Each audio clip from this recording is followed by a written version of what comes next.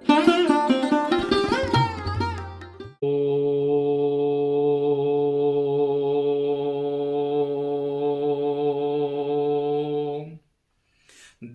प्रपन्नाति हरे प्रसीद प्रसीद मातर्जगतोऽखिलस्य प्रसीद विश्वेश्वरि पाहि विश्वं तमेश्वरी देवी चराचरस्य। ओम कामाख्यां वरदे देवी नीलपर्वतवासिनी त्वं देवी जगन्माता सर्वशक्ति नमोस्तुते। माँ भगवती कामाख्या सभी का कल्याण करें, सभी को खुश रखें, सभी सुखी पूर्वक रहें, अपने सब परिवार में शांतिपूर्ण रहें। कल एक आदमी का फोन आया था कि महाराज पति पत्नी का आपस में सामंजस्य नहीं हो पाता है, आप इस पर वीडियो बनाइए। देखिए, सबसे बड़ी बात यह है कि कुछ पति की भी गलती रहती है, कुछ पत्नी की भी गलती रहती है। तो पति पत्नी एक दूसरे को समझने का प्रयास करें। जब तक आप एक दूसरे को समझेंगे नहीं, अगर पत्नियां है बहुत से शक करती है, मेरा पति कहीं जा रहा है, किसी से बात कर रहा है, इसका मतलब ये नहीं कि आपका पति गलत है। या पति अगर ये सोचता है कि मेरी पत्नी कहीं जा रही है, किसी से बात कर रही है, तो गलत कोई नहीं है।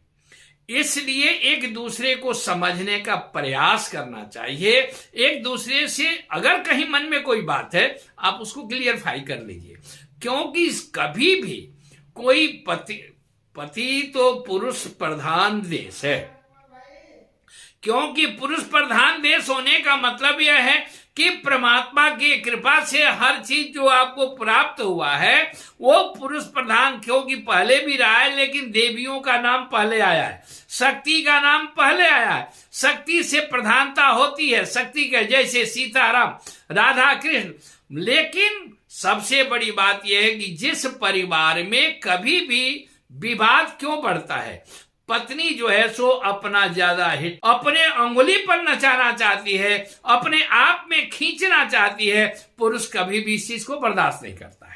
और कभी भी तलाक कब होता है, एक दूसरे से जुदाई कब होती है, जब मंगल 5वें घर में बैठा हो या 12वें में बैठा हो, सप्तम घर को दृष्टि से पूर्ण रूप से देखता है, तो वो आपस में एक दूसरे से विलग होने का एक चांस होता है। राहु और शनि की युक्ति होने में एक दूसरे का विवादास्पद स्थिति आ जाती है।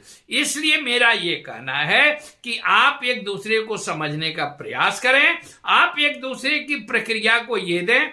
मैं जो आपको उपाय बताने जा रहा हूं वो सिर्फ अपने पति के लिए ही है, अपने पत्नी के लिए ही है। कोई प्रेमी के लिए करोगे तो बड़ा नुकसान होगा, इसलिए इस पर ध्यान रहे। ओम ह्रीं, क्योंकि दुर्गा सप्तश्लोकी का प्रथम श्लोक आता है, ओम ह्रीं ज्ञानी नाम अपि चेतांसी देवी भगवती ही सा बलात्कृख्य मोहाय महामाया प्रयच्छति।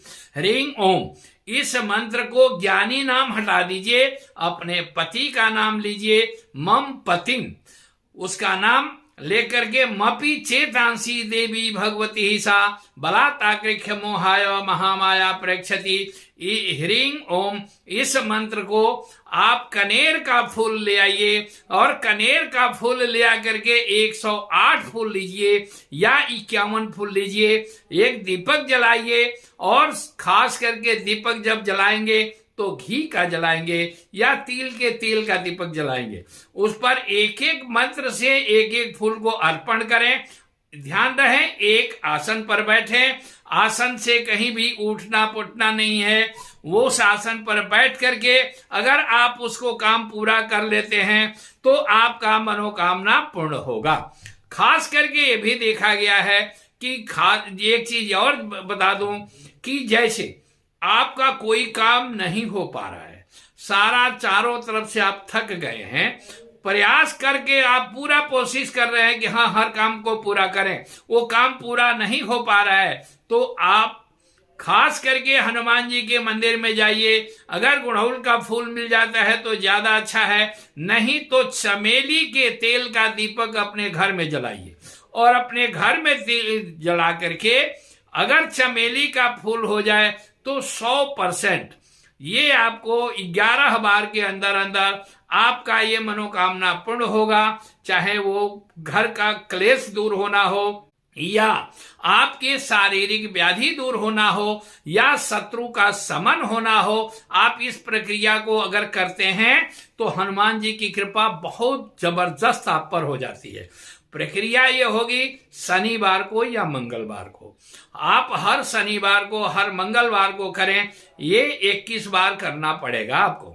और साथ में हो सकता है कि 5 दिन के बाद से ही, जैसे 2 मंगलवार हुआ 2 शनिवार हुआ, 5वें में ही आपको फायदा मिल जाएगा, तो वो दीपक जला करके, अगर चमेली का फूल नहीं मिल पाता है, आप क्या करिए कि लाल फूल गुलाब का लीजिए, अगर गुलाब का फूल मिल जाए तो सबसे ज्यादा, नहीं तो गुड़हल का फूल ले लीजिए, गुड़हल का फूल अगर नहीं मिल पाता है तो गेंदा का ही आप फूल ले लीजिए। और हनुमान जी के सामने पहले ये है कि हनुमान चालीसा 4 बार कर लीजिए, और इसके बाद लास्ट में बजरंग बाण का पाठ करेंगे। फूल आप लीजिए और फूल लेकर के आप उस पर जो है सो एक एक मंत्र से एक एक बार चढ़ाएं। वो मंत्र जो है सो आपको पहले ध्यान रखना होगा, अपने को शुद्ध रखना पड़ेगा। आप जो है सो भक्ष भोजन नहीं करेंगे, आप जो भी करेंगे अपने जो है सो सात्विक भोजन करेंगे। और मंगलवार के दिन या शनिवार के दिन हलवा का भोग हनुमान जी को जरूर लगाएंगे, या बेसन का लड्डू का भोग लगाइए। और भोग वहां पर 11 रखे, क्योंकि 11 भोग अगर रखते हैं, जैसे पान का पत्ता रख दिए, उस पर एक एक लड्डू रख दीजिए, इसके साथ साथ लौंग जो है सो 2-2 रख दीजिए, और खास करके बादाम का गिरी और छोहारा जो है सो 2-2 पीस रख दीजिए।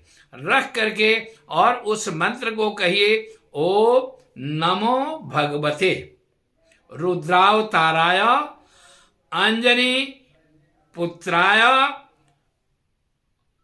और वायु पुत्राय, अंजनी पुत्राय वायु सुताय मम सर्व कष्ट निवारे निवारे, सर्व आशा पूरे पूरे, ओम नमः। इस मंत्र को आप करें। और हनुमान जी का जो है सो बजरंग बाण का पाठ जल्दी नहीं करना चाहिए, लेकिन आप खास करके तब करेंगे जब सीरियस मामला हो, नहीं तो इसको छोड़ करके आप कोई भी मंत्र ना करें। आप हनुमान जी का जो है हनुमान चालीसा का पाठ करिए नित्य प्रति, आपका मनोकामना पूर्ण होगा। धन्यवाद। जय मां भगवती कामाख्या। आपका सदा कल्याण रहे और उनकी कृपा आप पर सभी बना रहे।